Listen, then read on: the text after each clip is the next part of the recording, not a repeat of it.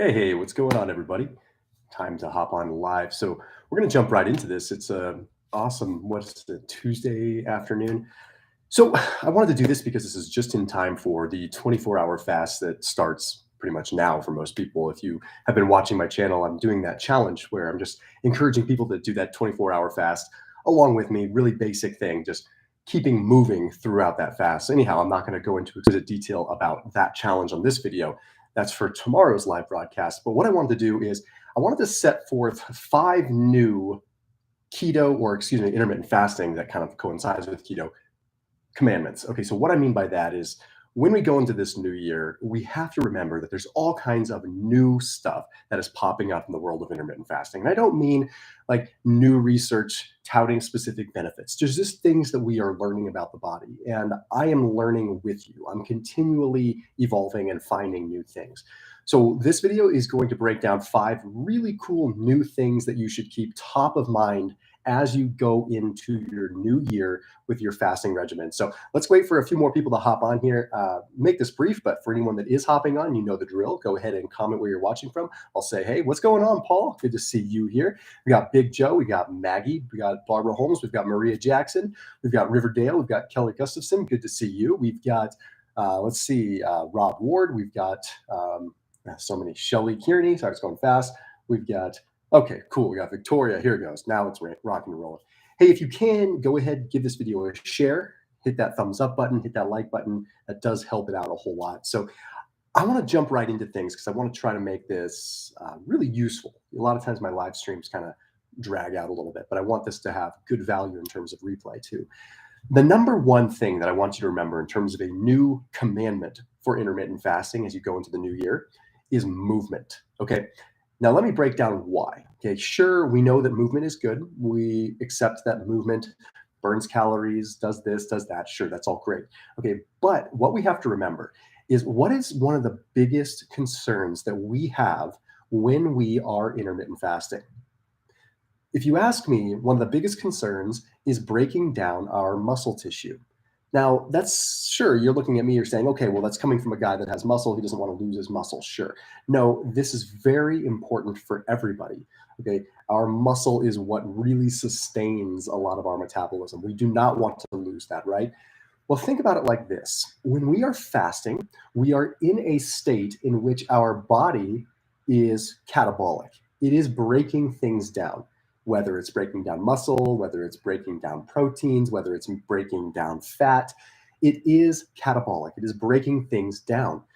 So that begs the question, well, Thomas, why would you say we should be moving when we're fasting? That sounds the opposite. Like if we're moving, aren't we going to burn more? Aren't we going to break more down? Well, not necessarily. Okay, because think about it like this. If you were sitting on your bum while you're fasting, your body is going to break down whatever it seems or deems unnecessary, right? So in this case, if you're not utilizing muscle, your body says, oh, well, this person doesn't really need this muscle. It's not that important. So let's go ahead and let's catabolize that. Whereas if you're moving during a fast, even simply walking or lifting some weights or doing mild activity, anything that stimulates the muscle, what is happening is then the muscle is able to communicate and tell the body and tell the brain, I'm relevant, right? Don't burn me. The body doesn't want to burn what is actively being used, right? The body wants to preserve what is actually necessary for survival and at that point in time. If your muscle is necessary by simply moving, that is secreting myokines and secreting these consistent signals that are telling the brain, hey, I'm being used. So movement during a fast is so unbelievably important. People think the opposite. They think, oh, I'm fasting, I'm not taking in calories, I shouldn't work out. Maybe, depending on your conditioning, you shouldn't be working out to a crazy degree. You shouldn't be pushing it extra, extra hard. But one of the things that you may want to do is just drop and do a few push-ups or go to the gym for 20 minutes and move the entire body and try to just consistently move throughout your fast. That's why if you've been paying attention to this fasting challenge that's coming up over the next 24 hours, it's all about moving, trying to challenge people to fast, but also get 20,000 steps in. Okay, that has multiple advantages, right? It allows us to utilize more fat as a fuel source through beta oxidation while we are walking, while we are moving. But it's also, again, activity that is telling the body the muscle is relevant. Don't break down anything else. Just break down the overall fat, or majority of that, right? Okay, so now let's go ahead and let's move into the next one. I'm going to answer 5 questions in between each commandment. Okay, that way we're kind of going in a staggered sense. So someone asked, what about alternate day fasting? Alternate day fasting is one of my favorite forms of fasting, because that is exactly as it implies, where instead of fasting every single day, you're fasting every other day. Some people with alternate day fasting will do it where they fast for the entire day and don't eat at all throughout that day. And then the next day they eat a surplus. Okay. And then the next day they'd fast again. Some people do alternate day fasting where they do sort of, they still eat dinner, or they still eat one meal or something like that. But in essence, what they're doing is they're not fasting every single day. They're fasting every other day, which I think is really kind of where you want to end up eventually, because eventually you want to be at a maintenance level. Okay, next question. Chris Laterio says, last 2 weeks I've completed 2 5-mile runs at 37 hours fasted. Is there any benefit or anything bad with that? Chris, that's a great question. And a lot of it comes down to your conditioning, okay, like if you're set for it. I'm a big runner, so for me, it doesn't affect me, right? I go on fairly long runs. I'll run 12, 15 miles fasted, and it's not a huge deal, but I'm very adapted to that, right? So someone that isn't adjusted to that, it could be hard. What you have to do is you have to always listen to your body and how you feel the next day. How are you feeling the next day? Because that is a very strong indicator of how much you broke down and how recovered you are. So pay attention to that, okay? Because it's very arbitrary. It's very like, almost subjective in a lot of ways, but you still need to be able to say, okay, I ran 5 miles at the end of a long fast, and the next day I felt great. Well, it's a good indicator that perhaps you were fine for that. But if you're broken down and, totally wrecked, then it's a different story. Hey guys, so we got 3 more questions I'm going to answer, and then I'm going to move into the next commandment. That's how this is going to work. I would prefer if the questions can kind of be surrounding the commandment that I just mentioned, so we have some relevance here. But in the interim, could you guys please hit that thumbs up button for me? And then also, please, if you can, give this video a share. And then also, of course, leave a comment, because it helps out a ton. I really appreciate that. Okay, and then we have, let's see, sorry, looking at some other questions that popped up. Let's see. Looking for a good question here. That's okay. How do you deal with? Let's see. I'm sorry. This one was, does apple cider vinegar work during a fast? Okay, that's a great question, and I know it doesn't relevant with movement, but I was trying to look for a question that came up with that. Yes, apple cider vinegar, in short, is great during a fast, and yes, capsules will work as well. Apple cider vinegar does tend to spike AMPK because of the acetic acid a little bit, which, although it's a relatively negligible effect, it's beneficial rather than detrimental during a fast. It may be subtle, and it might not be this extravagant like thing to add to your fast, but it's one of those things that might actually help you out a little bit. So apple cider vinegar capsules are still concentrated acetic acid, so you're usually good with that. How much should we fast if we're already pretty lean? Asks Zach Cardiff. Great question. Okay. That's a tremendous question, because I don't think that you need to consistently put yourself in deficit if you're already lean. So the question you have to ask yourself is, well, how many calories are you taking in even on a fasting day, right? How many calories are you cramming during your eating window? Better yet, something that I sound like a broken record with a lot is to count your calories over the course of 1 week versus each day. You should be at maintenance at the end of the week, right? If it's 3,000 calories a day, then that's 21,000 calories at the end of the week. Some days are going to be more, some days are going to be less, but at the end of the week, you end up with that same net zero, right? So that's what I would recommend. For me, someone that's already lean, and I practice intermittent fasting, I fast 3-4 days a week, sometimes more, sometimes less, depending on what I'm doing. But I'm always trying to find that net zero, calories in, calories out at the end of the week, to balance things a little bit. Because although there's a lot of different pieces at play with insulin and that entire piece, right, with carb insulin model, so we can't completely throw that aside. We also can't completely throw calories and thermodynamics aside. We have to see how they interplay. Okay, there we go. Another question. How do you deal with diarrhea during fasting? That is a good question that comes up. A lot of times people deal with more of those kinds of issues right after they break a fast. So I would look at the things that you're consuming during your fast. Are you consuming coffee? Are you consuming tea? Because those do increase gut motility to a certain degree. And if your gut is empty, then that could really aggressively accelerate that. So, okay. Should we carb cycle along with intermittent fasting? That's a great question. Uh, yes. If you're doing keto and you like strict keto, then by all means apply that with intermittent fasting. I do keto, and then I have periods where I don't do keto, where I carb cycle, and I combine that with intermittent fasting. I think that allowing your body to still know how to assimilate carbohydrates is very important. However, I also give a solid nod to the fact that when someone is addicted to carbohydrates, it's very difficult to have just a small amount of them. Okay, remember, I used to be 300 pounds. I was definitely addicted to carbs. So it's something that I pay attention to. Okay, I'm going to go ahead and move into this next one, which is it is so unbelievably important that as you go through your fast and in your eating period, that you are not developing micronutrient deficiencies. This is a newer commandment for 2022, right? You may remember years ago I did the 10 commandments of intermittent fasting, which was like the basics, right? We're always evolving. We need a new one. We need to change. We need to grow. We have to. We can't be living in the past all the time. So one of the things that I've learned over the last year in 2021 has been that micronutrient deficiencies are a real problem for people that aggressively fast, that fast a lot. Because what happens is stomach distensibility, your stomach shrinks. You take in less calories. When you take in less calories, what's happening? Well, by default, you're getting a lesser amount of nutrients, right? So you find some people, end up in a very, very, very strong caloric deficit, which could be detrimental over the long term if they don't allow their metabolism to come back. But I think almost even more importantly, we're missing out on things. We're seeing a lot of B12 deficiencies. We're seeing some iron issues, insufficiencies there. We're seeing, definitely seeing things in the way of vitamin A, vitamin D deficiencies, and that's a problem, right? So how do we deal with that? Diversity of foods. Okay, this is important for micronutrient deficiencies, but it's also very important for the gut microbiome. One of the things that I have become obsessed with over the last year has been the gut microbiome, because what we are learning now is that how our gut impacts the rest of our metabolism is way further than what we thought. Now, we're still just scratching the surface here, but when we are fasting, we do tend to see a change in our gut microbiome.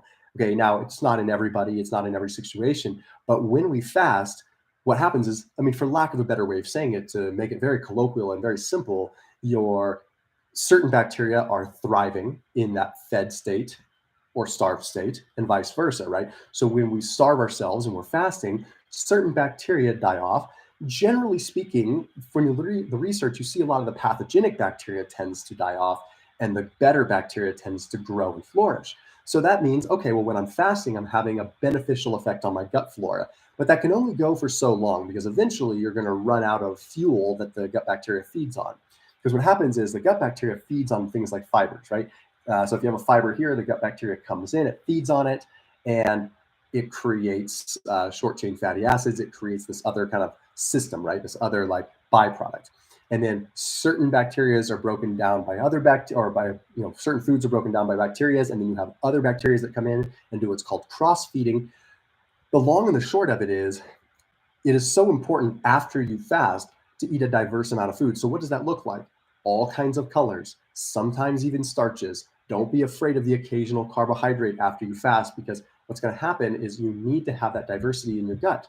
Okay, think about it like this, and I've said this many times on my channel. If you have a forest that has a bunch of wolves and a bunch of squirrels in it, and all of a sudden you have like the population of squirrels just goes bananas, right? Okay, well, or actually it makes it easier. The population of wolves goes bananas, right? Okay, all these wolves start eating the squirrels, and suddenly there's no squirrels left. Okay, clearly that's called gut dysbiosis, right? So all the squirrels have been just eliminated from this forest, and you're left with just wolves, one dominant species of bacteria that has certainly some good properties, but also has some bad properties as well. So we want diversity, right? We want a circle of life that's going on. So when we allow just one strain to just dominate, like when we're fasting, and we don't bring in a plethora of different foods after we fast, then we're not supporting, let's say you just eat one kind of food consistently every time you break your fast all the time, like during your eating window. You're just continually growing that particular kind of bacteria that likes to thrive on that food. So you need to just change it up. I guess that's what I mean. What you eat during your eating window, try to change it up. Get a diverse amount of fibers. Do things like that. Get diversity in your diet. And on your non-fasting days, make sure it's a diverse, different bunches of foods. So you're always feeding the gut bacteria in a different way. I cannot overemphasize how important that is. Someone had asked about probiotics with that as well. During your eating window, don't take the probiotics during your fast. Take probiotics during your eating window, but still somewhat on an empty stomach. Okay. What happens with that is you want to be taking a probiotic when you are actually going to be allowing the gut bacteria to grow and have something to feed on. If you take a probiotic in the middle of a longer fast, it's not really having a whole lot to thrive on. Okay. It could still be at the mercy of what is the most dominant bacteria at that particular point in time. I did put a link down below for the probiotic that I use because I knew that question would probably come up. 20% off of Seed Probiotic, sponsor on this channel, which is awesome. They've also sponsored this live broadcast, but that link down below. So Thomas20 will save you 20% off of the Seed Probiotic. You probably heard me talk about it, just FYI. Cool stuff. It's got that capsule inside of a capsule. So it's it's what's called a symbiotic. Okay, so it's really cool. So like when you look at most probiotics, they're like just a capsule with a bunch of powder in it. But with this Seed Probiotic, if you break it open, there's powder inside it, and then there's also a capsule inside of it. That secondary capsule is utilized for the better colonization, so the bacteria can kind of get to where it needs to go and stages a little bit better. It's really cool technology, but they've helped me out a whole lot with research in terms of like identifying the right studies, and they've kind of put their money where their mouth is with the studies and stuff. So it's pretty cool. So anyway, the link is below. No harm, no foul if you don't want to jump on it, but I will tell you that that's literally the only probiotic that I use these days. So it's at least got my stamp of approval on it, which is, in my opinion, pretty cool because there's not a lot of probiotics that would get that. So that link's below. Let's answer some questions about this. Chris Laterio says, cranberry seed oil in the ingredients of my fish oil supplement, good or bad? Not necessarily fasting related, but I would say that that's neither good nor bad. It's probably being used for some kind of urinary tract thing or something like that. Who knows? I wouldn't be too worried about it. Gabe says, I always break my fast with sockeye salmon. Any thoughts? Yeah, I think sockeye salmon is a great way to break your fast. Some people are going to say, Thomas, you always say have lean food. Lean food. Is sockeye salmon lean? Sockeye salmon actually is very lean. It's not like Keta salmon or Atlantic salmon. Sockeye salmon is quite lean. The marbling in it, there's very little fat in it, and the fat that is in it is omega-3 oriented. So that is a huge thing with intermittent fasting. I'm always a fan of having omega-3s during your feasting period, during your eating period, because they stimulate mTOR in a very positive way. So when you're fasting, you are really down-regulating rejuvenation, or you're upregulating rejuvenation, but you're down-regulating recovery because you don't have protein coming in. Things aren't really coming in and growing tissue. Remember that growth and tissue repair is just as important of a part of all this as autophagy and taking a break from food. Okay, so it's very important that we still stimulate mTOR to get the proper recovery. What will happen otherwise is, okay, you fast and you fast and you fast, you break your body down and you don't feel good. Okay, so yes, sockeye salmon I think is great. Anything else with thiamine, so like chicken, turkey, is really good as well. Let's see, another question. Is bloating common early on during your fast? It's a good question. Early on during the fast, not necessarily common. I don't think that's a very common thing, but I do think that bloating after you break a fast becomes pretty common. Sometimes it could just be exactly what we talked about. It could be a massive shift in the gut dysbiosis, like gut biome, that dysbiosis there. It also depends on what you're eating on that empty stomach, right? If you normally have a starch to kind of absorb things, or you normally have something else to kind of help break down or kind of diversify what you're consuming, but maybe you're on an empty stomach and now all of a sudden you're consuming electrolytes, or you're on an empty stomach and now all of a sudden you're consuming coffee and maybe you're reacting to that. Are there any kind of foods that you can suggest to help induce autophagy, asks Nick Buis. I've done some videos on this. Turmeric is a tremendous autophagy booster. Okay, so I definitely think that's one of the best ones. Okay, so turmeric induces autophagy not just by activating what's called AMPK and kind of stimulating more of literally like more of a energy deficit kind of switch, but it also activates autophagy through a pathway that's independent of the AMPK pathway. And in human terms, what that means is it's coming at autophagy from two angles. So instead of autophagy just being there because you're in an energy deficit and fasting, it's also triggering autophagy just by a mechanism within the curcumin itself. So turmeric during a fast, I think, is great for that reason. What fast, let's see, does turmeric break a fast in essence with that? No, it does not. Coffee and capsaicin during a fast. Um, yeah, that's totally fine. Capsaicin has been demonstrated to have an epinephrine-like effect or stimulate sort of these catecholamines, which could be beneficial during a fast. So basically, it amps you up a little bit more systemically. You may not feel it mentally, but systemically, it's doing that. What about breaking away the hunger around lunch and things like that? Yeah, one of the things that I would really suggest with that is, green tea is huge on appetite suppression. Okay, that's a very big piece. Turmeric is also very good for that. Cinnamon is also very good for that. Believe it or not, salt is really good for that. I talk about salt all of the time because salt is so powerful when it comes down to being able to um, kind of numb that hunger and that sweet craving, because there's a region of the brain called the NST receptor region. So this region of the brain, there are these things called NST receptors. And what they essentially do is they kind of regulate a little bit of the communication with aldosterone and salt, sodium levels, the kidneys, everything like that. But what happens is they are there to kind of keep you in place when you are craving sodium. They're not just set up for that. They have a much bigger role, but essentially like that communication pathway gets disrupted. So a lot of times it'll trigger us to crave sweet things. So you'll notice if you have some salt during a fast, a lot of times you stop craving sweet things. And then another question someone had asked about what kind of veggies should I consume for my gut bacteria? Okay, that's a good question. I would say usually Brussels sprouts, things like that are great. Cruciferous, I'm really a big fan of broccoli. Brussels sprouts, I'm a fan of asparagus, high prebiotic fiber content. Those are really like my big go-tos. I have some other ones like, fennel, some leek, stuff like that is actually really good too. So any real veggies, onion is also phenomenal. Garlic is also phenomenal. And you couple that with taking like a good probiotic, that can be really powerful for you too. So diet comes first, supplementation comes second.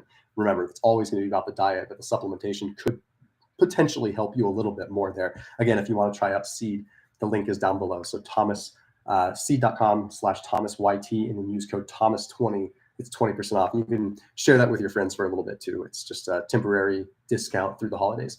Okay, the next one is going to be changing the times in which you fast.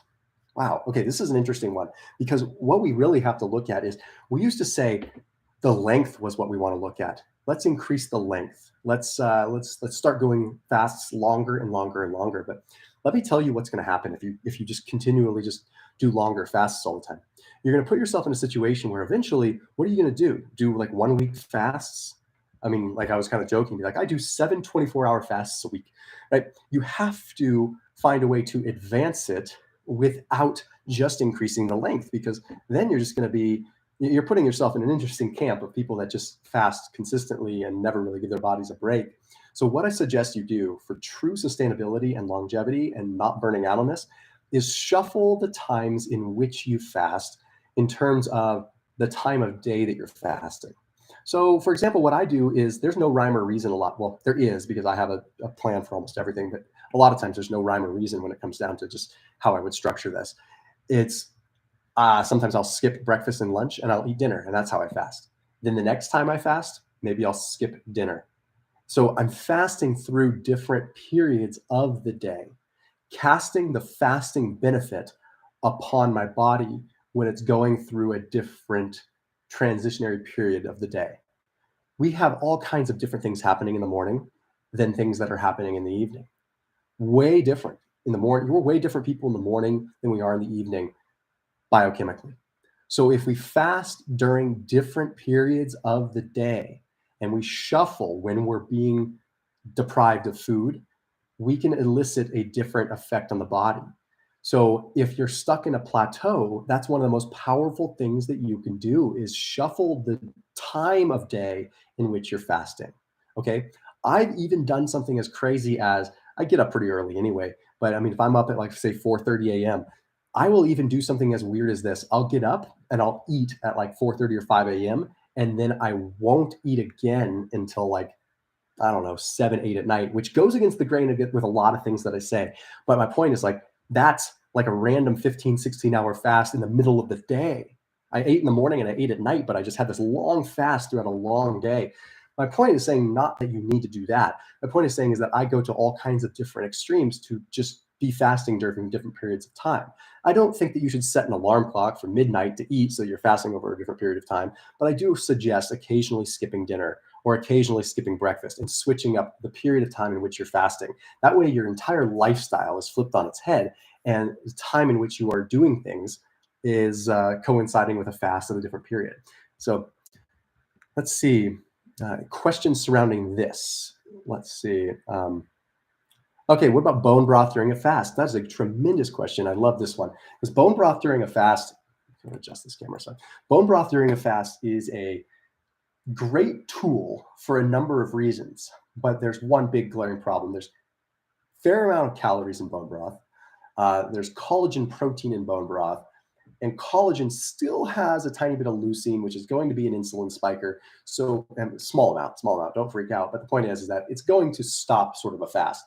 That being said, there are reasons that you would sometimes bone broth fast, for gut resets and for different kinds of things. For a change of pace, you would probably still lose weight. It's not like as soon as you have a spike of collagen protein, your weight loss stops, but you're not really getting an official fast per se. It's literally a bone broth fast for that reason. So what I'm a bigger fan of is having bone broth like close to the end of my fast and considering it part of my fast breaking strategy. Let's see. Great questions that are coming up here. Is there a specific time frame that's best to get rid of gut infections? That's a tough one because that could be a number of different things going on there. So I would generally say, whenever you would normally find yourself having the most bloat, that would be a good time to kind of try fasting through and check it out. Let's see. What should go in my protein shake to break a fast? That's a good question. If you had to kind of mix one up and make a perfect concoction, let's see. I wouldn't be opposed to, say, even having a little bit of creatine in there, like 1 to 2 grams of creatine. Now, that's just saying if I could make my perfect cocktail. I don't necessarily condone just loading up on a bunch of powders. It's not. I would recommend going, whole foods whenever possible, right? But if you were adding things into a shake, I would spike it with a little bit more collagen, perhaps a little bit of creatine. Definitely make sure there's some cinnamon or something in there that can kind of have an insulinogenic effect. So it's, insulin mimicking effect, rather, not insulinogenic. The shake itself is insulinogenic. So you want to have a little bit of that kind of cinnamon that can mimic insulin and make it so potentially getting more of that protein into the cell a little bit faster. But really, right when you break a fast, keep it simple. Right? It's always KISS, keep it simple, stupid. That's always the way you want to keep it. Eric O'Shea says, is autophagy the primary benefit of fasting? No, I don't think so. I think because our bodies are going through autophagy all the time, okay? All the time. We've got autophagy occurring. I've got autophagy occurring in my pinky toe on my right leg right now, right? So there's global autophagy that's happening at the grandiose scale.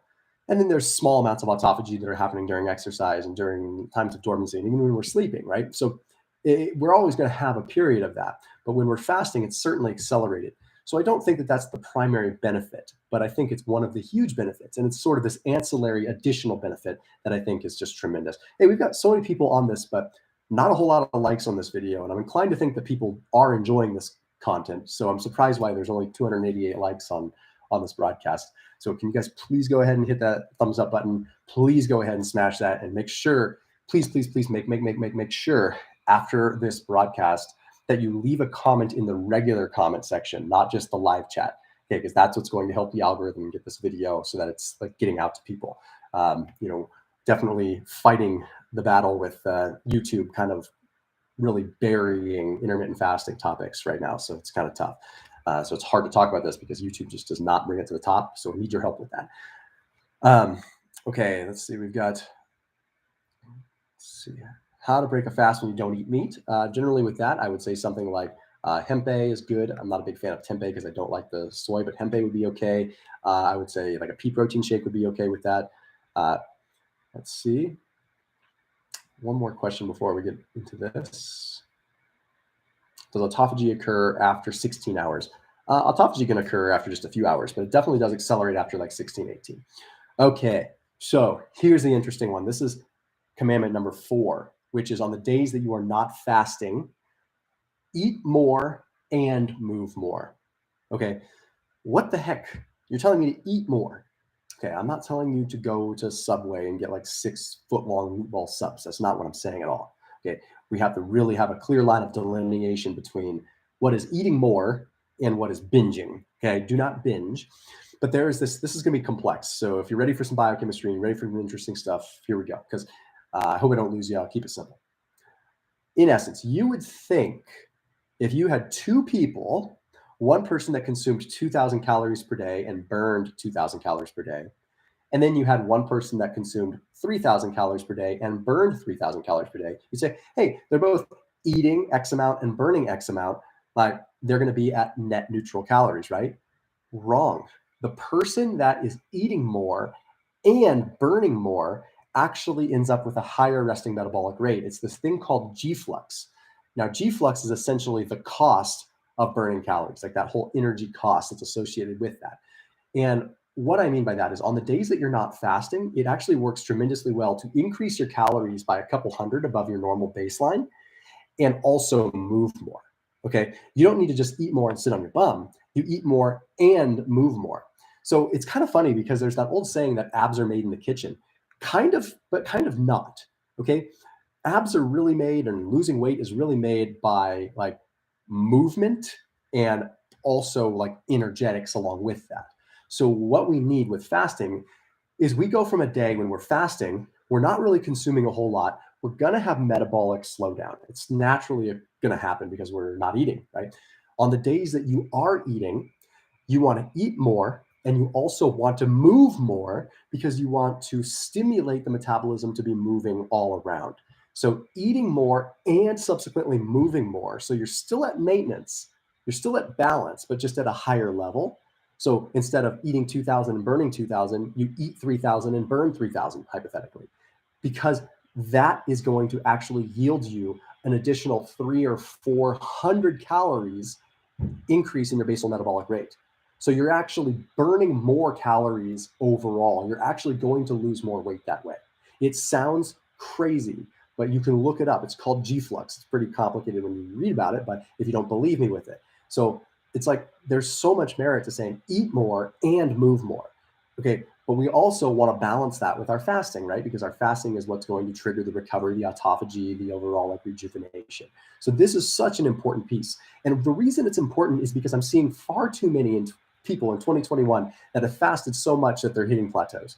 And it comes back to me, right? Because I hear it all. Like when it comes to I'm stuck, like this isn't working. Well, it's not going to work if you continually hammer your metabolism. You need to have periods where you're increasing, but you can't just increase calories and sit on your butt. That's not how it works. That's not how the body works. If you increase calories, you move to burn them too, and you create this massive furnace. So it's one of those things where like I will occasionally enjoy some good food. I'm not a freak, like well, I kind of am, but I will go and I will eat a keto brownie or something, right? That's going to be a 300 or 400 calorie treat, but you better bet your bum I'm going to go hit the Peloton bike and burn that sucker too, right? Which I've kind of lately become a big fan of, like the Echelon and Peloton bikes. Like for a competitive person like me, I don't know. Is there anyone else here that's like, I never thought that I'd be into that. Side, like total digression. I never thought that I'd get into that, but I'm super competitive. And like, I'm up in Tahoe right now. And I'm just having, let me just share this with you. Like I'm up in Tahoe. We got like 6-7 feet of snow. And it's one of those things where normally I'd go out for a run, but it's kind of hard. I got the wrong size little chain spikes that are going in my running shoes. So I got it like an Echelon, which is like a Peloton bike. Started doing that thing. I've gotten addicted to it to the point where it's like, because I have my real name on there, right? Thomas DeLauer as my name. I hopped into a one today, and the instructor was like, "Hey, is that the YouTube guy?" So you tell me, like, that's definitely pressure, right? So I have a name to uphold. So I have to. Anyway, it's awesome. I don't know if anyone else is into that. It's so Van Life Biker says he thinks that I'm avoiding the question. So I don't know. I don't know what question we're talking about. Okay, can you talk about lowering blood pressure real quick? So the thing with blood pressure, no, I'm not avoiding that topic, but I will say that there's a million different pieces that go along with it. So generally speaking, it's if you're actually hypertensive, sodium could be a factor, right? The other thing you have to look at is, arterial kind of stiffness, right? Like there's different things that contribute to the epithelial cells, right? Those cells that can make an artery rigid. And when an artery is rigid, that's when blood pressure becomes an issue. Because when an artery is rigid, then the blood that flows through it, it's like the difference between putting your leg in a tight Wrangler jean that has no stretch versus putting your leg in a yoga pant, right? It's in like stretch versus like stuck in a Wrangler jean. So you need to look up some ways like, okay, how do I improve like my vascular sort of flexibility, if you will? And honestly, cardiovascular exercise is one of the best ways to do that. I know it's not exactly the most exciting thing, but by kind of stimulating that, what's called vascular endothelial growth factor, VEGF. Exercise, fasting can actually stimulate that and actually make it more flexible. So, I talk about using electrolytes and stuff like that. I'm not this, you probably know this, and sometimes I shoot myself in the foot with this, but I'm not the guy that is going to tell you that like fasting and keto are like miracle things, right? I'm not that kind of guy. I'm a very realistic person. And that means that we can't discount lots of research that does indicate that people that are hypertensive, already hypertensive, they may not respond well to sodium until they get their hypertensive situation under control. Okay, so you might be someone that does need to kind of modulate that, which can make it hard with fasting. But again, just to keep the sodium in check. So I hope that answers that question, because I know it's tough. So anyway, back to the whole G-Flux thing. Just eat more on your non-fasting days and exercise more too, okay? And then good ways to get over a sugar addiction, that crazy toaster asks. Ooh, that's a good one.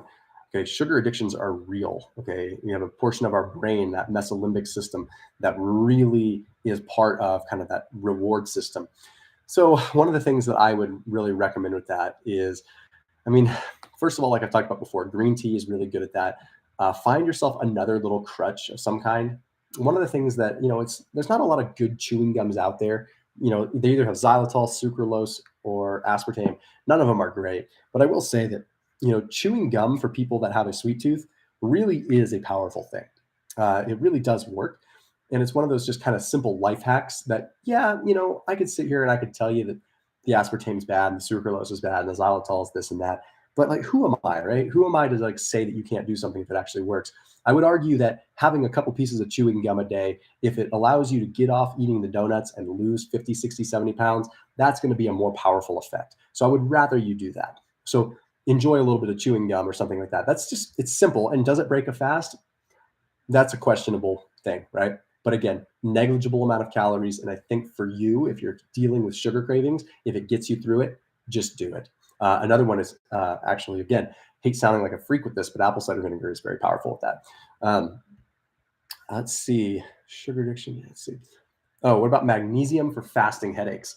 So fasting headaches are generally, believe it or not, they're not necessarily mineral related. They are, well, sometimes they are, but they're usually sodium related if they are.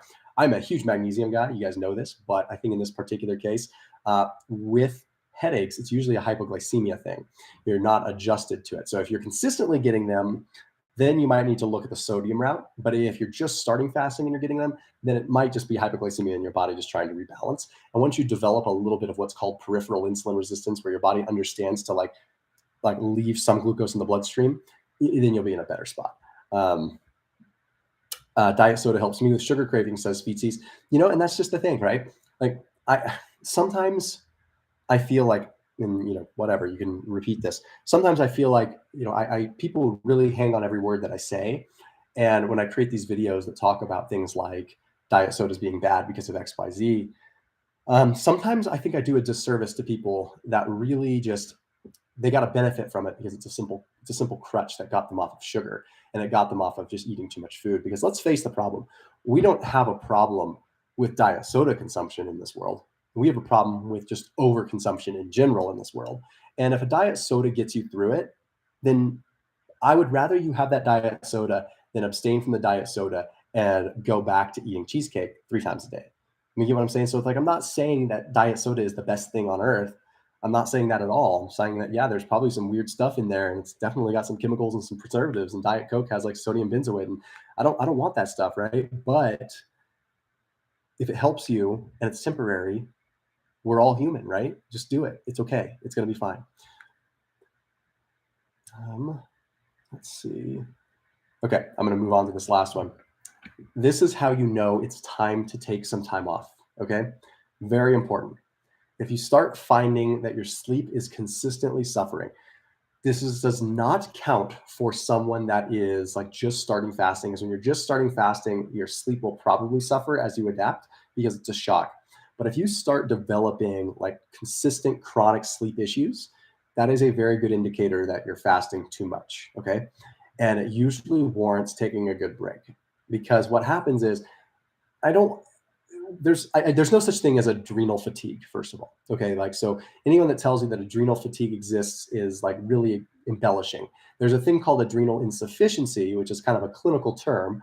And adrenal insufficiency is where you're essentially not producing enough cortisol.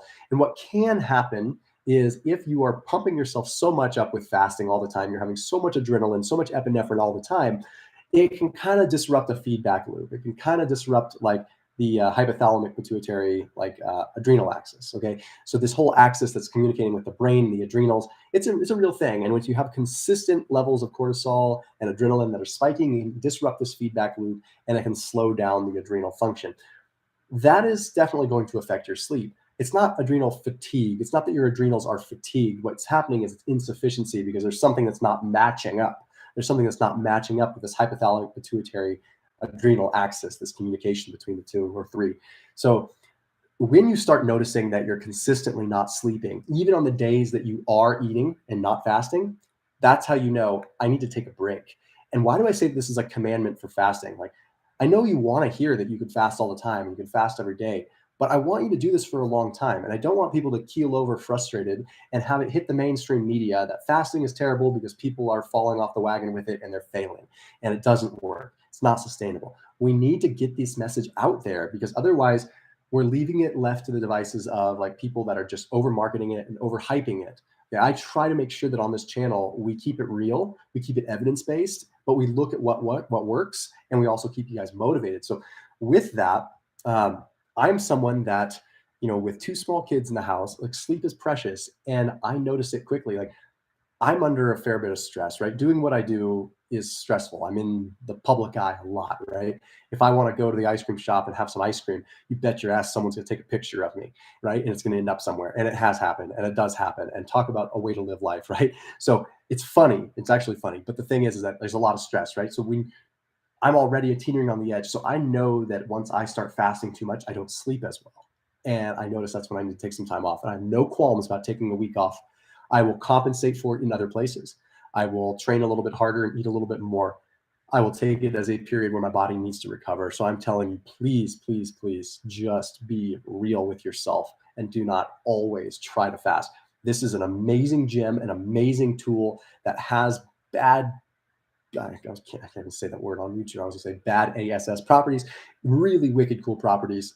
Let's keep it in our possession and let's not ruin it. Okay, 5 questions. Okay, and just remember that there is the super chat function too, which always makes it easier for me to see because I know this always goes fast. But okay, I'm in my early 20s, but you've helped me stop eating fast food and start eating healthy. I owe you. You don't owe me anything, brother, but thank you. Oh, that's a good. The Element powder drink to get my electrolytes back up has 1 gram of carbs. Will it knock you off an intermittent fast? If there's anything like any remote amount of carbohydrate in something, even like less than a gram, they're required to say that there's a gram in it. So I would not worry about it. I would not worry about it at all. Let's see. Paul, I'm not going to count this as a question, but Paul Rook says, when are you doing Joe Rogan? Joe Rogan just won't have me on. I don't understand what's up. Like, I think maybe like, I maybe just because I've seemed pretty one-sided with keto and fasting and stuff, and I don't know. It's kind of frustrating because like it's just deny. I just don't know. Anyway, if anyone has a hookup there or knows how to I don't care what you feel about Joe Rogan. It's a big platform, right? And it's kind of signifies that you've made it in the YouTube world. And 3 million subscribers. I'm surprised I haven't been on it, but I would love to just be able to talk to him about just a wide variety of biochemical topics. So. Peter Pritchett says, is cold pressed rapeseed oil a good option? No, rapeseed oil is pretty hard on the body. In fact, there's components of it. Rapeseed oil is actually usually broken down into different products because rapeseed oil itself is considered toxic. Doesn't mean you drink it and you're going to die, but it means that it's not exactly the best stuff in the world. So I would not do rapeseed oil. If you're into seed oils, the best seed oil is probably sesame oil. Is hot sauce okay to chase ACV in the morning? Good question. I think it's fine because hot sauce is usually just water, vinegar, and some kind of red pepper, which is like pretty much what I would put in apple cider vinegar. So like you could put hot sauce in apple cider vinegar if you wanted to. Put hot sauce, it sounds terrible, but it could actually work. In fact, I should write that down because I feel like I am going to write that down because that's actually a video topic that would be interesting to do. So literally writing that topic down, I keep an ongoing list of hot sauce and ACV. Okay, keep a lookout for a video on that probably in a couple weeks. Okay, some more questions. Is sauna and cold plunge okay while longer fasting? That's a tremendous question. That is a very good question. Cold plunges induce a lot of stress in the body. Okay. If you're in a longer fast, then you're already stressing your body out. So be careful doing a cold plunge. A sauna stresses the body out, but there's different benefits that come with a sauna that are different from a cold plunge. A cold plunge is much, much stronger of a hormetic stressor as far as upregulating massive antioxidant properties within your body because it creates a bunch of oxidative stress. Whereas heat shock proteins that come from sitting in a sauna or whatever like that are chaperoning proteins that actually do kind of the opposite. They actually help rebuild properly. So a sauna coincides with fasting quite well because you're actually chaperoning some of that autophagic flux, that whole process of recycling cells and organelles within a cell and components of a cell. So when that recycling happens, then a sauna can actually, the heat shock proteins may actually help with that. In fact, I'm going to write that one down too. See, this is what I mean. I love doing these because I get ideas for videos because I think that's tremendous because it's less like, what's better, like sauna or cold plunge with a fast? Cold plunge on your feeding days, I think would be better. Walk outside, embrace the cold, says Lynn Williams. Yes, totally.